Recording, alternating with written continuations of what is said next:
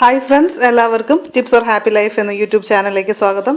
ആദ്യമായിട്ട് എൻ്റെ വീഡിയോ കേൾക്കുന്ന ആരെങ്കിലും ഉണ്ടെങ്കിൽ, അതായത് ഫേസ്ബുക്ക് വഴിയോ അതോ മറ്റു ബ്ലോഗുകൾ വഴിയോ ഒക്കെ ഇത് ഷെയർ ചെയ്യപ്പെടുന്നുണ്ട്. അങ്ങനെ കേൾക്കുന്ന ആരെങ്കിലും ഉണ്ടെങ്കിൽ യൂട്യൂബ് ഓപ്പൺ ചെയ്ത് ടിപ്സ് ഓർ ഹാപ്പി ലൈഫ് എന്ന് സെർച്ച് ചെയ്താൽ എൻ്റെ ചാനൽ കിട്ടും. ഞാനതിലിട്ടിരിക്കുന്ന കൂടുതൽ വീഡിയോസ് നിങ്ങൾക്ക് കാണാനും സാധിക്കും. പുതിയ വീഡിയോസ് കിട്ടാനായിട്ട് ചാനൽ സബ്സ്ക്രൈബ് ചെയ്യുക. നോട്ടിഫിക്കേഷൻസ് ലഭിക്കാനായിട്ട് ബെൽ ബട്ടൺ ഒന്ന് ക്ലിക്ക് ചെയ്യുക. അപ്പം നമുക്ക് ഇന്നത്തെ ടോപ്പിക്കിലേക്ക് വരാം.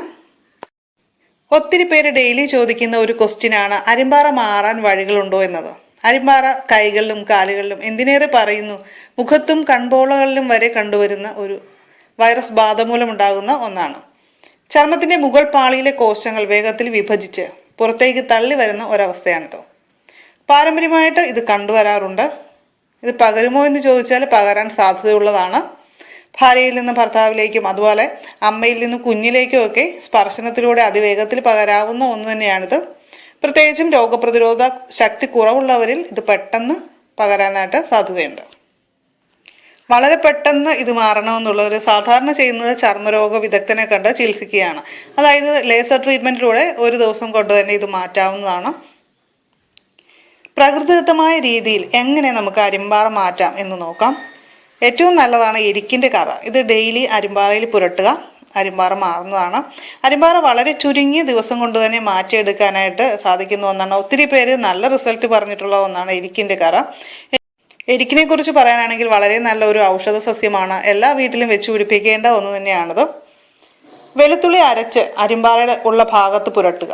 പക്ഷേ സെൻസിറ്റീവ് സ്കിൻ ഉള്ളവർ ഇത് ഒരിക്കലും ഫേസിൽ അപ്ലൈ ചെയ്യരുത്. പൊള്ളാനായിട്ട് ചാൻസ് ഉണ്ട്. അതുപോലെ തന്നെ വെളുത്തുള്ളി ചതച്ച് വെച്ചിട്ട് ഒരിക്കലും പ്ലാസ്റ്റർ ഒട്ടിക്കുകയും ചെയ്യരുത്. തൊലി പൊളിഞ്ഞു പോകാനും സാധ്യതയുള്ള ഒന്നാണത്. അപ്പോൾ വെളുത്തുള്ളി യൂസ് ചെയ്യുമ്പോൾ നമ്മുടെ സ്കിൻ ടൈപ്പൊക്കെ ഒന്ന് ശ്രദ്ധിക്കുക. അതുപോലെ ഒന്ന് ടെസ്റ്റ് ചെയ്ത് നോക്കുക ആദ്യം, നമുക്ക് പൊള്ളലേൽക്കാൻ ചാൻസ് ഉള്ള ടൈപ്പ് സ്കിന്നാണോ എന്നുള്ളത്.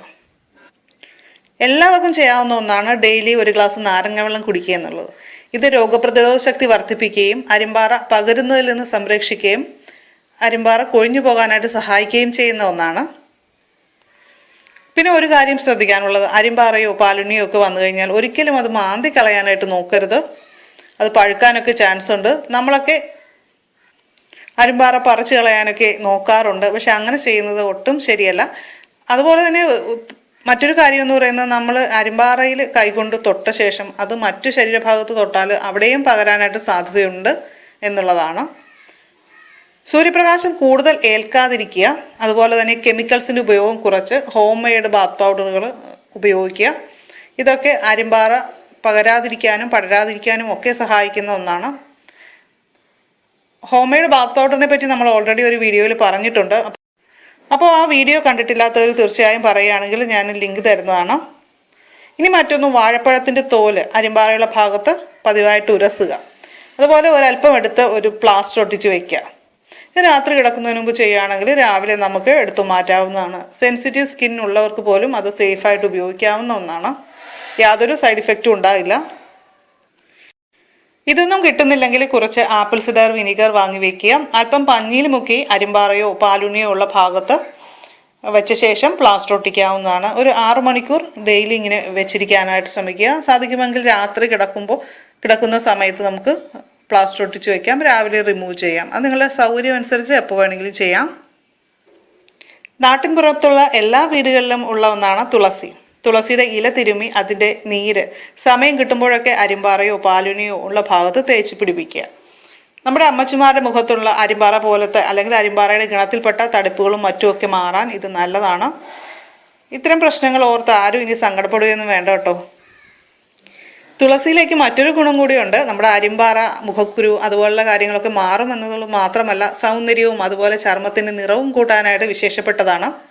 ആയുർവേദം പറയുന്നത് 1 ടീസ്പൂൺ തുളസിയില നീര് രാവിലെ കുടിക്കുന്നത് നമ്മുടെ സ്കിന്നിന് വളരെ നല്ലതാണ്. സൗന്ദര്യം വർദ്ധിക്കാനായിട്ട് നല്ലതാണ്. അപ്പോൾ തുളസിയില നീരൊന്നും എടുത്ത് കഴിക്കാനായിട്ട് സമയം കിട്ടുന്നില്ലെങ്കിൽ പോട്ടെ, സാരമില്ല. നമുക്ക് കുറച്ച് തുളസിയില എടുത്ത് കഴിക്കാം. അതൊരു 5 തുളസിയില എടുത്ത് നന്നായിട്ട് കഴുകി വൃത്തിയാക്കിയ ശേഷം വായിലിട്ട് ചവച്ച് അതിൻ്റെ നീര് കുടിക്കുക. എന്നെ കേട്ടുകൊണ്ടിരിക്കുന്ന നിങ്ങളിൽ പലർക്കും ഇത്തരം പ്രശ്നങ്ങളൊക്കെ ഉണ്ടായിട്ടുള്ളവരായിരിക്കും. അപ്പോൾ അങ്ങനെയുള്ളവരോടായിട്ട് ഒരു ക്വസ്റ്റ്യൻ ഞാൻ ചോദിക്കുകയാണ്.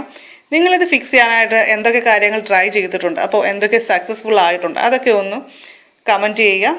നിങ്ങളുടെ കൂട്ടുകാരിലേക്കും ഈ അറിവ് ഷെയർ ചെയ്യുക. വീഡിയോ ഇഷ്ടമായാൽ തീർച്ചയായും ലൈക്ക് ചെയ്യുക.